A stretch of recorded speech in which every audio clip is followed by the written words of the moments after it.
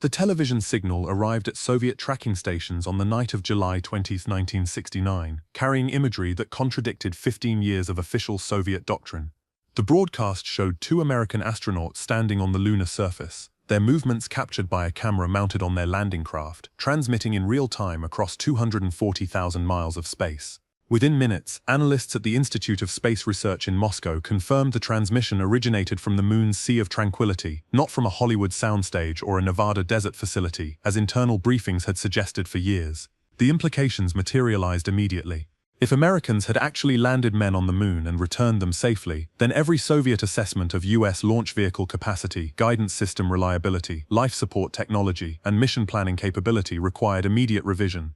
The signal reached Earth at 1:56 Universal Time on July 21st, corresponding to early morning hours in Moscow. Technicians at the Yevpatoria Deep Space Communication Center in Crimea had positioned their RT-70 radio telescope to intercept American transmissions directly, bypassing Western television networks entirely. The telescope, designed for Soviet planetary probe tracking, possessed sufficient sensitivity to receive the Apollo 11 S-band transmission at 2.287 GHz without reliance on NASA relay stations. What appeared on monitoring screens was not the propaganda footage Soviet information officers had prepared the technical staff to expect.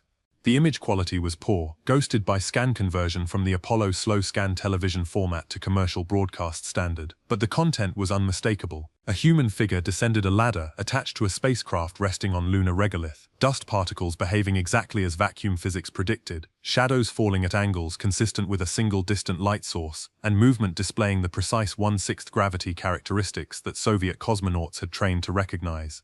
Lieutenant Colonel Yevgeny Vasilievich Yevgrafov, serving as senior analyst for the Space Research Institute's Western Programs Division, watched the transmission from a secure facility in Moscow's outskirts. He had spent 3 years analyzing American space capabilities, contributing to classified assessments that concluded NASA's lunar program timeline was technically impossible before 1972 at earliest.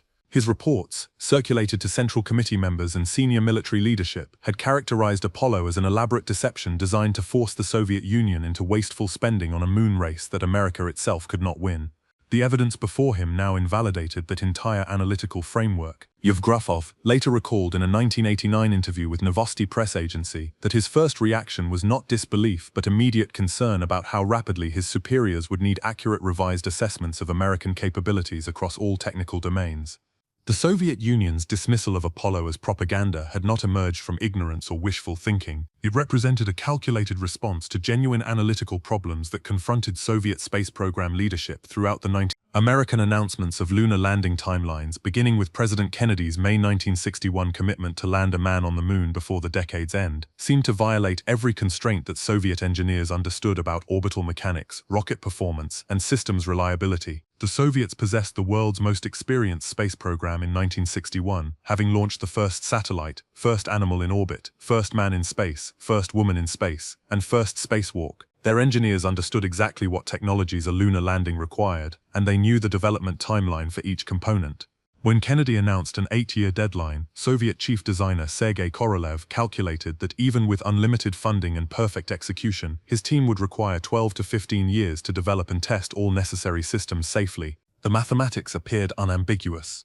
A crewed lunar landing required a launch vehicle capable of injecting at minimum 45 metric tons toward the moon, far exceeding any American rocket's demonstrated capability in 19. The Saturn V vehicle NASA proposed would need to generate 34 million newtons of thrust at liftoff, nearly triple the 12 million newtons produced by Korolev's R-7 Semyorka, the world's most powerful operational rocket in 19. American rocket engine technology lagged Soviet capabilities by most metrics available to Moscow analysts. Soviet RD-107 and RD-108 engines achieved specific impulses above 310 seconds at sea level, while American Atlas and Titan first-stage engines produced 250 to 290 seconds. The Soviets had mastered staged combustion cycle engines that extracted maximum energy from propellants, while Americans still relied on less efficient gas generator cycles. The technical gap appeared to favor the Soviet Union decisively in 1961, making Kennedy's timeline seem like political theater rather than engineering reality. Korolev himself did not publicly dismiss Apollo as impossible, but his internal correspondence reveals deep skepticism about American announcements.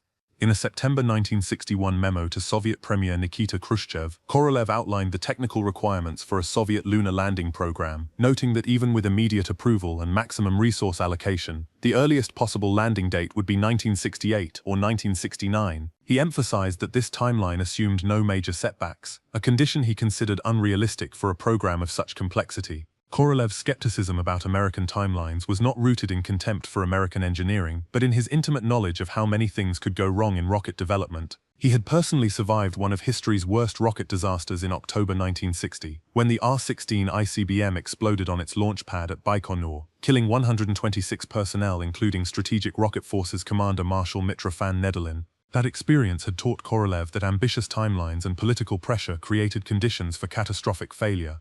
The Soviet leadership's public dismissal of Apollo intensified after February 1966, when the Soviet Lunar 9 spacecraft achieved the first soft landing on the Moon, transmitting photographs of the lunar surface back to Earth.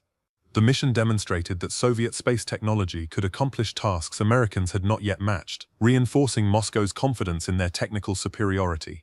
When NASA's Surveyor 1 landed on the Moon 4 months later in June 1966, Soviet commentators characterized it as imitative rather than innovative. The pattern continued through 1967 and 1968 as both nations achieved incremental advances. Soviet analysts noted that NASA had not yet demonstrated several capabilities essential for a crewed lunar landing, including successful operation of the lunar module in space, reliable performance of the Saturn V with a full Apollo payload, or proven techniques for lunar orbit rendezvous. Each missing capability extended the estimated timeline for American success, making 1969 seem increasingly impossible. Soviet information policy exploited American setbacks with sophisticated propaganda that mixed genuine technical analysis with deliberate misdirection. The January 1967 Apollo 1 fire, which killed astronauts Gus Grissom, Ed White, and Roger Chaffee during a ground test, received extensive coverage in Soviet media as evidence of systemic problems in NASA's approach to spacecraft safety. Pravda published detailed technical articles, noting that NASA had chosen a pure oxygen atmosphere at higher than atmospheric pressure for the Apollo command module, a decision Soviet engineers had rejected as unacceptably dangerous after a 1961 chamber fire killed cosmonaut Valentin Bondarenko. The Soviet coverage was factually accurate and technically sophisticated, strengthening the narrative that American lunar ambitions exceeded American engineering competence. What Soviet media did not report was that the USSR's own lunar program had experienced equally serious setbacks, including 4 consecutive launch failures of the N-1 rocket, the super-heavy launch vehicle designed to compete with Saturn V. The N-1 represented the Soviet Union's attempt to match American heavy-lift capability. But the program encountered problems that Soviet leadership kept rigorously classified. The rocket stood 105 meters tall and was designed to place 95 metric tons into low Earth orbit, sufficient for a lunar landing mission using Soviet spacecraft designs. Its first stage employed 30 NK-15 rocket engines in a complex arrangement that required precise thrust balancing and sequencing. American intelligence agencies knew the N-1 existed, but underestimated how far behind schedule it had fallen. The rocket's first test flight on February 21, 1969, ended in failure when a loose bolt was ingested into a fuel pump, causing an engine to explode 68 seconds after liftoff. The second test on July 3, 1969, just 16 days before Apollo 11's launch, resulted in one of the largest non-nuclear explosions in human history, when control system failures caused the rocket to crash back onto its launch pad, destroying the pad and the rocket in a fireball visible for miles. Soviet citizens learned nothing of these failures.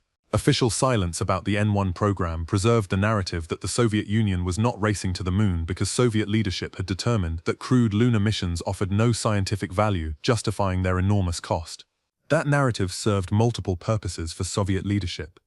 It explained why the USSR was not attempting to match Apollo without admitting that the Soviet lunar program had failed to develop necessary technology in time. It maintained Soviet prestige by framing the moon race as an American obsession rather than a competition the Soviets were losing. It prepared domestic audiences to dismiss American achievements as propaganda exercises rather than genuine technical accomplishments. By mid-1969, Soviet media had spent 2 years conditioning the public to view Apollo skeptically, emphasizing the program's costs, its setbacks, and the suspicious absence of independent verification for American claims.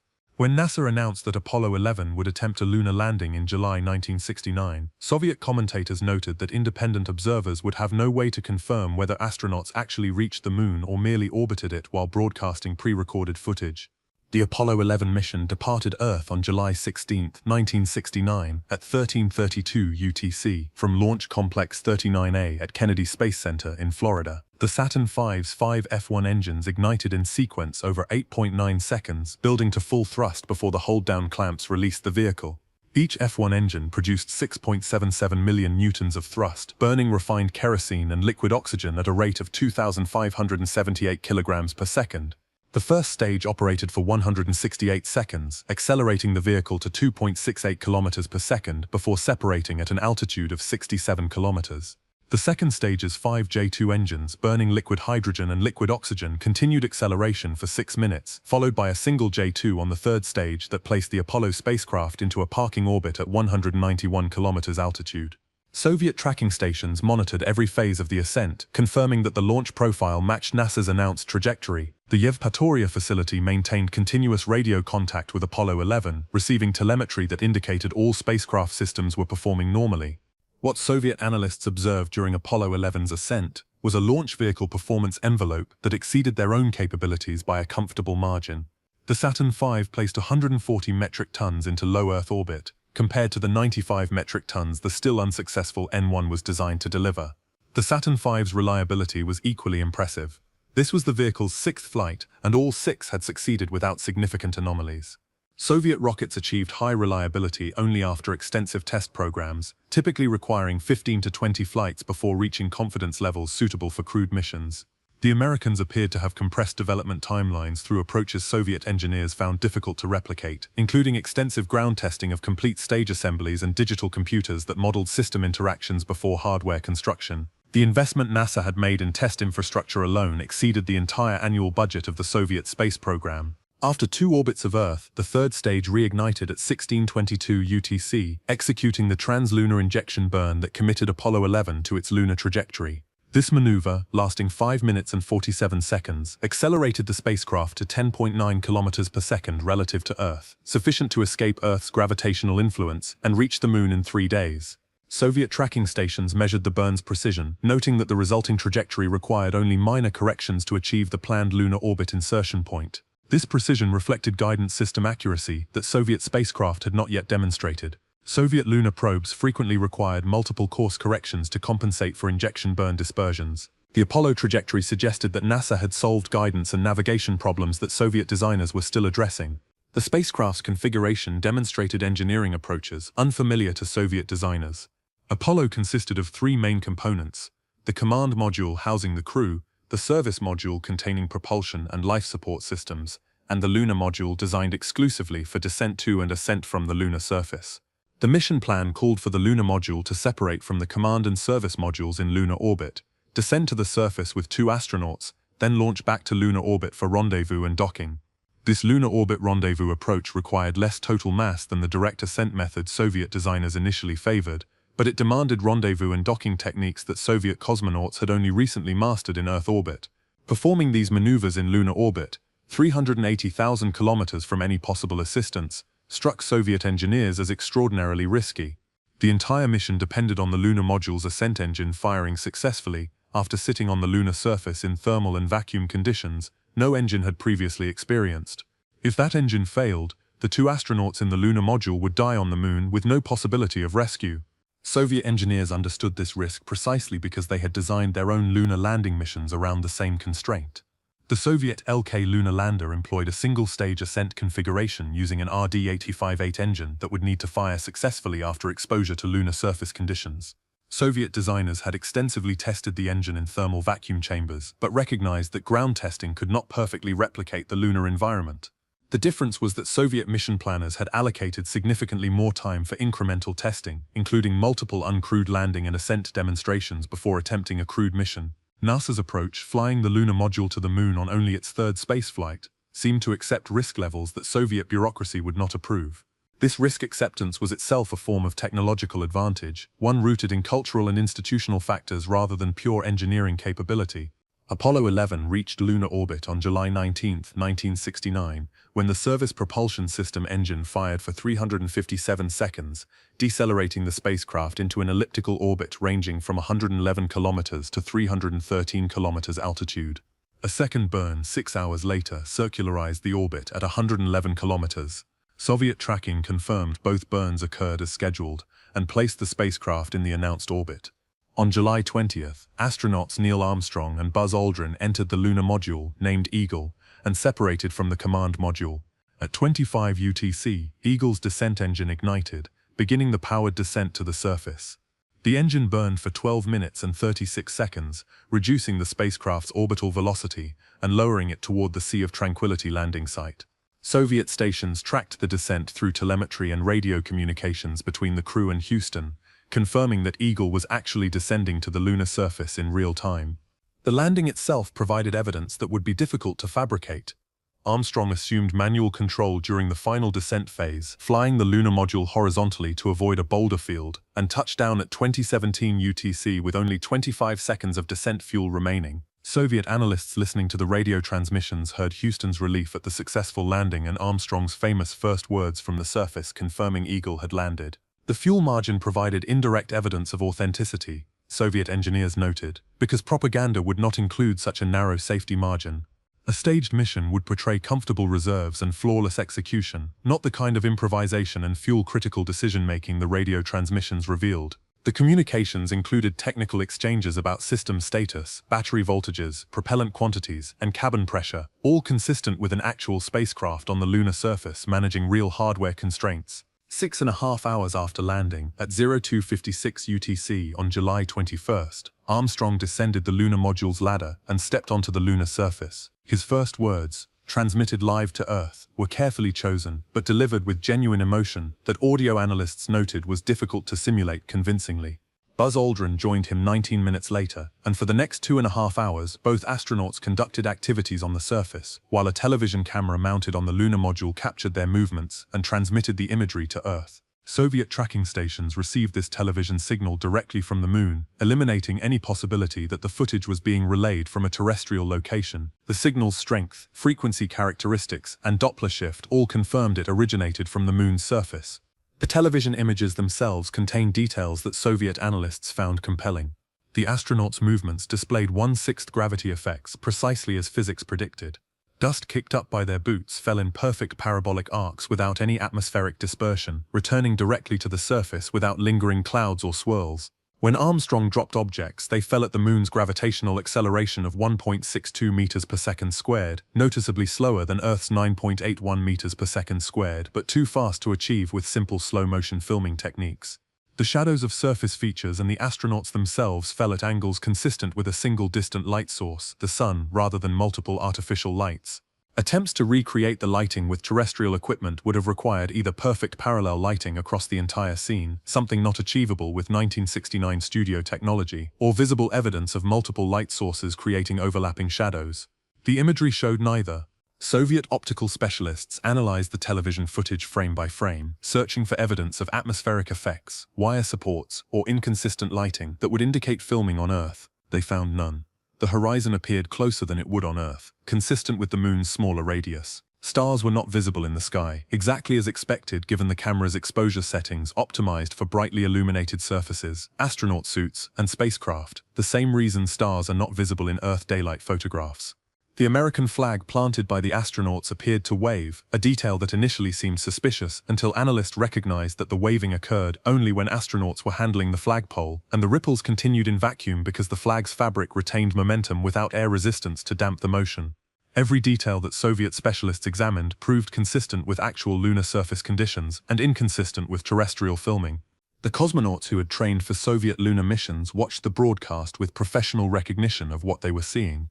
Alexei Leonov, who had performed the first spacewalk in 1965 and was training as commander for a Soviet lunar landing, later told British journalist Colin Burgess that he knew immediately the landing was genuine because the footage showed operational details that only someone who had actually performed the tasks would know to include.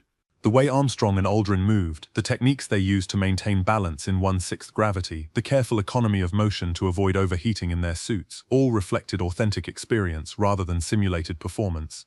Leonov noted that actors could be trained to approximate these movements, but the consistency across 2.5 hours of continuous activity while simultaneously performing complex tasks suggested the astronauts were responding naturally to the actual environment rather than consciously maintaining a performance. The scientific instruments Armstrong and Aldrin deployed on the surface provided additional verification impossible to fake. They placed a laser-ranging retroreflector, an array of corner-cube prisms designed to reflect laser beams sent from Earth precisely back to their source. This passive device required no power or maintenance and would function indefinitely. Within days, observatories in the United States, France, and the Soviet Union began bouncing laser pulses off the retroreflector, measuring the round-trip light travel time to calculate the Earth-Moon distance with unprecedented precision. The Crimean Astrophysical Observatory, operated by the Soviet Academy of Sciences, confirmed successful laser returns from the Apollo 11 retroreflector in August 9. This provided independent Soviet verification that American equipment was physically present at the landing site coordinates NASA had announced. The retroreflector continues to function today and has been used for thousands of measurements that have detected the Moon's slow recession from Earth at 3.8 centimeters per year, a phenomenon predicted by tidal theory but never measured before Apollo. Armstrong and Aldrin collected 21.55 kilograms of lunar rocks and soil samples, storing them in sealed containers for return to Earth. This collection would provide the most definitive evidence of the mission's authenticity, but that evidence would not be available for analysis until after the astronauts returned. The astronauts also deployed a passive seismic experiment package to detect moonquakes and meteorite impacts. The seismometer transmitted data directly to Earth on its own radio frequency, separate from the lunar module's communications. Soviet tracking stations detected these seismometer transmissions and continued monitoring them for weeks after Apollo 11 departed, confirming the instrument remained operational on the lunar surface. This long-term transmission from a fixed surface location provided ongoing verification that Apollo had left functioning equipment behind.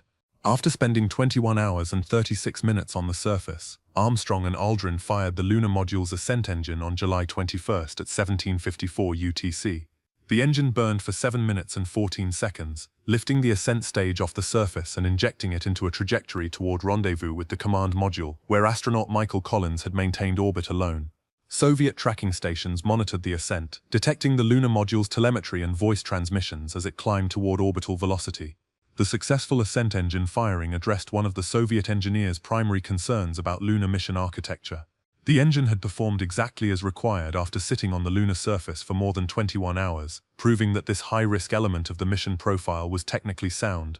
3 hours and 36 minutes after launch, Eagle docked with the command module. The two moonwalking astronauts transferred back to the command module along with the lunar samples, then Eagle was jettisoned to crash back onto the Moon. Apollo 11 departed lunar orbit on July 22, firing the Service Propulsion System engine for 2.5 minutes to inject the spacecraft onto its trans-Earth trajectory. The spacecraft coasted for 2.5 days, covering the distance back to Earth with only minor course corrections. On July 24, the service module separated from the command module, which then reoriented for atmospheric entry with its heat shield facing forward. The command module entered Earth's atmosphere at 11:35 UTC, traveling at 11 kilometers per second relative to the atmosphere. Friction with atmospheric molecules heated the heat shield to over 2,760 degrees Celsius, but the spacecraft's ablative heat shield absorbed this thermal energy by design, gradually vaporizing to carry heat away from the crew compartment. The command module descended under parachutes and splashed down in the Pacific Ocean at 1650 UTC, where the USS Hornet recovered the crew. The returning astronauts and their cargo of lunar samples entered biological quarantine immediately, based on the remote possibility that lunar materials might contain unknown pathogens. This quarantine lasted 21 days and included the astronauts, spacecraft, samples, and anyone who had direct contact with them. The quarantine protocol itself provided evidence supporting the mission's authenticity. If Apollo 11 had been faked, there would be no reason to implement genuine biological isolation with its considerable expense and complexity. The quarantine facilities at the Lunar Receiving Laboratory in Houston contained legitimate laboratory equipment for sample analysis and life support systems for the quarantined personnel. Creating an elaborate fake quarantine would serve no propaganda purpose, while creating opportunities for exposure if any of the dozens of people involved revealed the deception. The lunar samples were distributed to laboratories worldwide, beginning in September 1969, including samples sent to Soviet scientists. Dr. Alexander Vinogradov, director of the Vernadsky Institute of Geochemistry and Analytical Chemistry in Moscow, received 3.2 grams of Apollo 11 material for analysis. Vinogradov and his team conducted detailed mineralogical and chemical studies, comparing the Apollo samples with material from Soviet lunar missions that had returned small amounts of lunar soil robotically. The Soviet analysis confirmed that the Apollo 11 samples were genuine lunar material, not terrestrial rocks with artificial aging or alteration. The samples exhibited characteristics impossible to replicate with terrestrial material, including extremely low water content, impact glass formed by micrometeorite collisions in vacuum, and radiation damage from solar wind particles that could only accumulate on an airless body directly exposed to space. The samples also contained isotope ratios and mineral assemblages consistent with the Moon's known formation history but distinct from any terrestrial geology. The geochemical evidence from returned samples eventually eliminated any residual doubt among Soviet scientists about Apollo's authenticity. By 1970, Soviet scientific publications routinely cited Apollo sample data without questioning its legitimacy. The evidence was simply too consistent, too detailed, and too technically sophisticated to have been fabricated. Creating fake lunar samples that would withstand analysis by hundreds of geologists and geochemists in multiple countries was exponentially more difficult than actually going to the Moon and collecting real samples. The lunar material's consistency with Soviet lunar sample data provided particularly strong validation, since the Soviet robotic missions had sampled different locations and returned material through entirely independent collection methods, yet the basic geochemical signatures matched. The psychological impact on Soviet space program leadership and technical personnel was profound. Yevgeny Yevgrafov, the analyst who had watched the live television transmission, recalled that the days following Apollo 11's return were marked by urgent reassessment meetings throughout the Soviet space industry. Engineers and scientists who had spent years dismissing Apollo as propaganda now needed to revise their fundamental assumptions about American technological capabilities. If NASA could achieve lunar landing with only 8 years of development, operating on timelines Soviet experts had considered impossible, then American capabilities in propulsion, guidance systems, computing, materials science, and systems integration all exceeded previous Soviet estimates. This revelation forced recalibration of intelligence assessments across multiple domains, not just space technology. The Soviet lunar landing program never recovered from Apollo's success. The N-1 rocket failed on its third and fourth test flights in June 1971 and November 1972, and the program was quietly cancelled in 1974 without ever achieving a successful flight. Soviet leadership redirected resources towards space stations, where the USSR could claim technological achievements distinct from American accomplishments. The Salyut and later Mira space station programs provided genuine achievements in long-duration spaceflight and orbital operations research, allowing the Soviet Union to maintain space prestige without directly competing in areas where American advantages had become undeniable. But the strategic reality was clear. The United States had demonstrated an integrated technological and industrial capability that the Soviet system could not match in timeline, reliability, or scale. The Apollo program's success reflected systemic advantages embedded in how the United States organized technological development. NASA drew on a vast industrial base that could mobilize manufacturing capacity rapidly across hundreds of contractors and subcontractors. The Saturn V integrated components from Boeing, North American Aviation, Douglas Aircraft, Rocketdyne, IBM, and dozens of other companies, each contributing specialized expertise. This distributed approach contrasted with the Soviet model, where a few design bureaus controlled entire development programs with limited horizontal cooperation. American engineers used digital computers extensively for design optimization and system simulation, technologies that Soviet designers had access to but employed less systematically due to institutional resistance and limited computing infrastructure. NASA's management methodologies, including systems engineering disciplines and formal configuration control, emerged from aerospace and defense programs that had refined these practices over 2 decades. The Soviet space program operated with brilliant individual designers like Korolev, but lacked the institutional frameworks that made American engineering efforts predictable and repeatable. The intelligence implications extended well beyond space technology. If American industrial capacity and systems integration capabilities exceeded Soviet estimates in rocketry and spacecraft, then similar advantages likely existed in aircraft design, submarine construction, electronic warfare systems, and nuclear weapons development. Soviet intelligence agencies began systematic reviews of their assessments across all technical domains, searching for other areas where American capabilities might have been underestimated. The Central Intelligence Agency's detection and monitoring of Soviet reactions to Apollo 11 provided valuable insights into how Soviet leadership processed information that contradicted their expectations. CIA analysts noted increased Soviet interest in American technical publications and patent filings after July 1969, suggesting that Soviet technical intelligence organizations were trying to understand the methods and processes behind American achievements, not just the achievements themselves.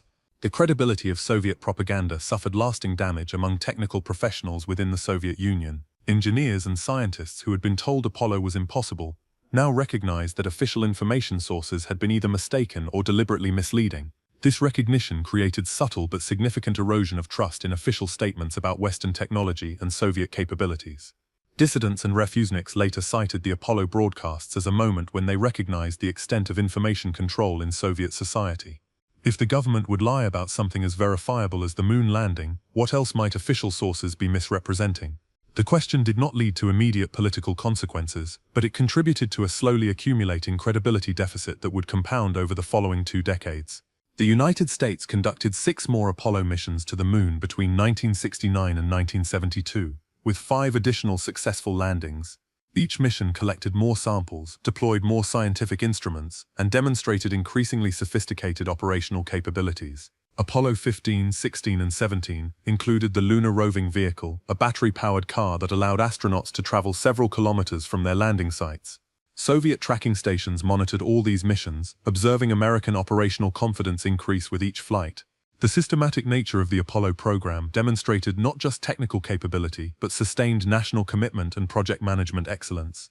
The Soviet Union never attempted another crewed lunar program. The institutional knowledge and specialized workforce developed for the N-1 rocket gradually dispersed to other projects as funding declined and priorities shifted.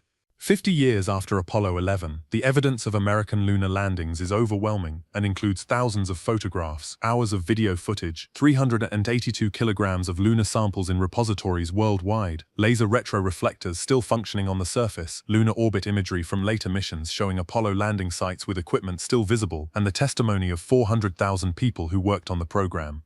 The Soviet Union's careful monitoring and independent verification of Apollo missions provided some of the strongest evidence because Soviet authorities had every political incentive to expose fraud if any existed. Their inability to find convincing evidence of fakery, despite extensive technical analysis and intelligence efforts, supports the conclusion that Apollo was exactly what it appeared to be, the most ambitious technological achievement of the 20th century.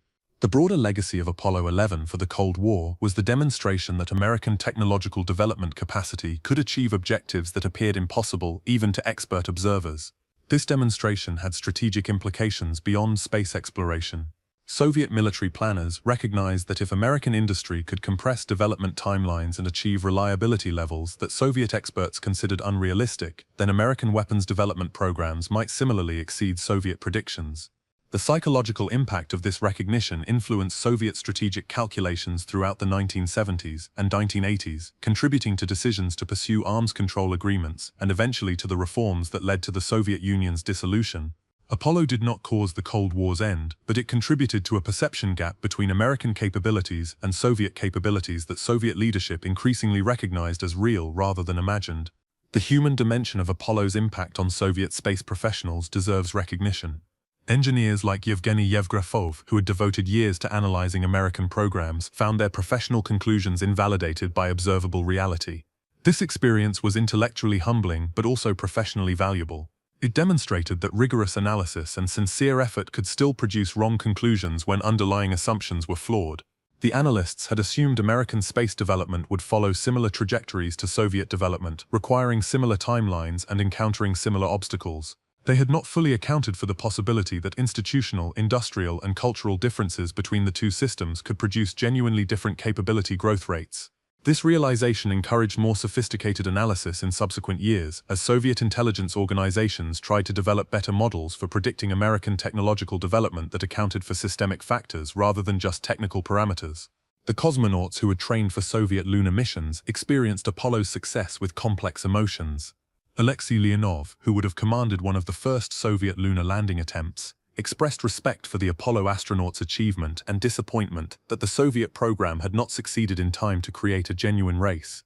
In later years, after the Cold War ended, Leonov became friends with several Apollo astronauts and participated in joint US-Soviet space missions during the 1970s. The professional respect between American astronauts and Soviet cosmonauts generally transcended political competition, as both groups recognized the genuine dangers and difficulties of spaceflight. Many Soviet space professionals privately celebrated Apollo 11 as a human achievement, even while officially maintaining neutral or critical public positions. This private-public division reflected the cognitive dissonance that many educated Soviets experienced when official narratives conflicted with observable evidence. Apollo 11's live broadcast from the Moon on July 20 and 21, 1969, represented one of the Cold War's pivotal moments, not because it changed immediate military balances or political alignments, but because it demonstrated capability gaps that required fundamental reassessment of technological competition between the superpowers. The Soviet Union's initial dismissal of Apollo as propaganda reflected genuine analytical challenges and limited information about American progress, but the dismissal persisted longer than technical evidence justified because it served political narratives that Soviet leadership wanted to maintain. The unavoidable physical evidence transmitted directly from the Moon's surface and verified by independent Soviet tracking stations eliminated the possibility of continued denial among technical professionals. The psychological adjustment from confident dismissal to forced recognition created lasting impacts on how Soviet engineers, scientists, and intelligence analysts approached assessments of Western technology. The experience taught that political preferences and theoretical limitations could not override physical demonstrations of capability.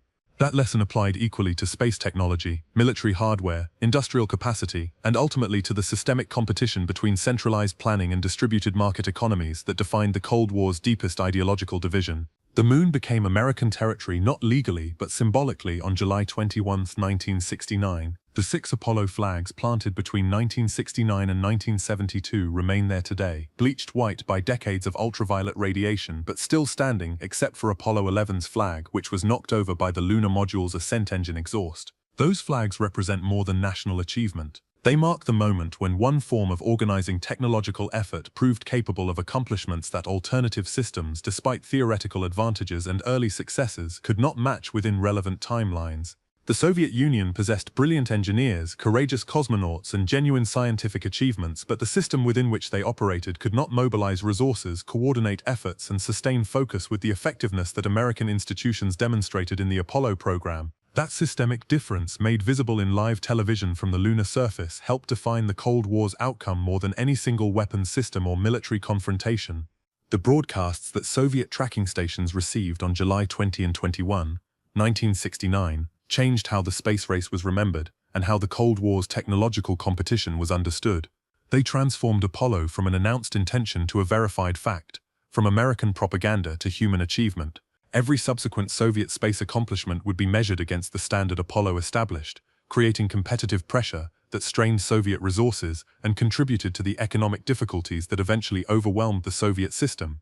The United States never attempted to exploit Apollo's psychological impact aggressively, but the achievement required no propaganda enhancement.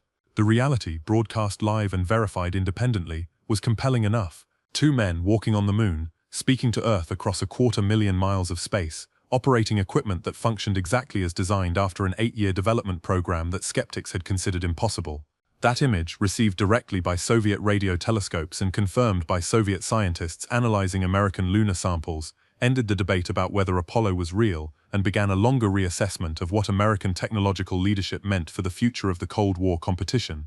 If you found this examination of Cold War technological competition compelling, consider subscribing for more documentary content exploring the systems, decisions, and human experiences that defined the struggle between superpowers. The next documentary examines how American submarine technology created an underwater surveillance network that Soviet naval forces never detected, changing the strategic balance beneath the oceans while the world focused on conflicts above the surface.